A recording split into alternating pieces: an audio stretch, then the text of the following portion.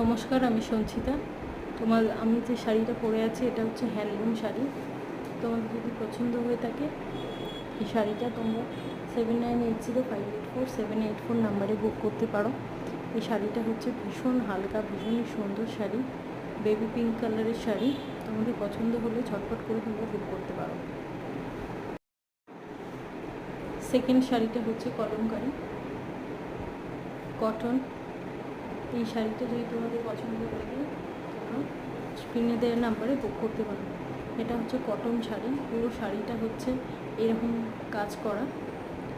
আর এটা হচ্ছে তোমার আঁচল পোর্শনটা। প্রত্যেকটা শাড়ির ব্লাউজ পিস আছে।